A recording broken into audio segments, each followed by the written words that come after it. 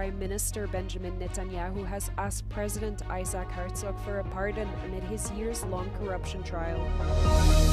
On the second leg of his first foreign trip, Pope Leo XIV visited Beirut in a bid to bring hope to Lebanon amid years of successive crises. Israeli Prime Minister Benjamin Netanyahu has asked President Isaac Herzog for a pardon amid his years-long corruption trial. The presidency called the request extraordinary and said it had significant implications, but said that it would responsibly and sincerely consider it. Netanyahu has repeatedly denied any wrongdoing, but says the trial has divided the country and claims the pardon would help unify Israel. However, the opposition has criticized the request and says it would undermine the rule of law.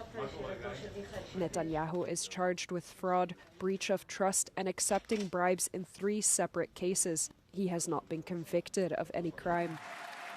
The request comes just weeks after U.S. President Donald Trump similarly requested Herzog to pardon Netanyahu. Mr. President, why don't you give him a pardon? The U.S. leader had called the charges unjustified and called the case against Netanyahu a witch hunt.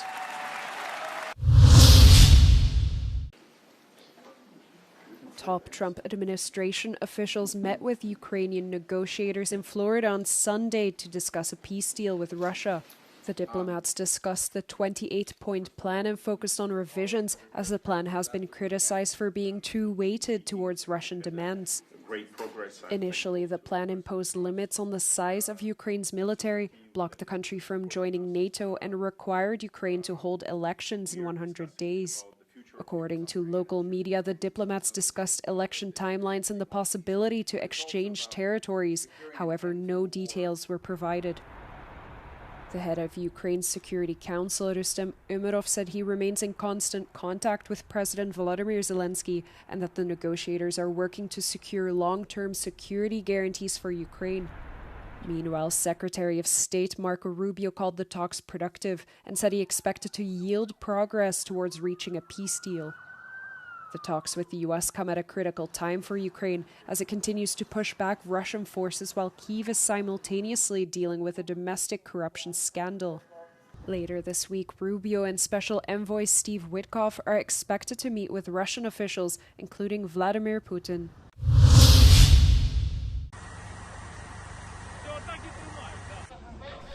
At least 1 person has been killed and 19 others injured in another Russian attack on Ukraine overnight.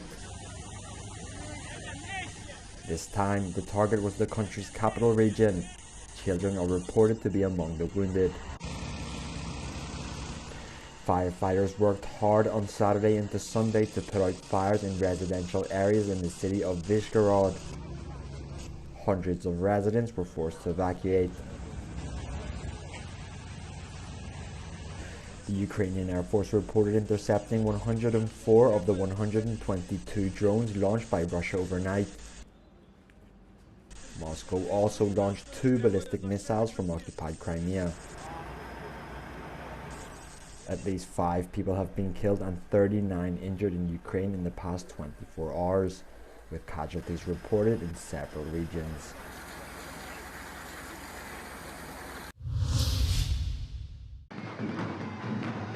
On the second leg of his first foreign trip, Pope Leo XIV visited Beirut in a bid to bring hope to Lebanon amid years of successive crises.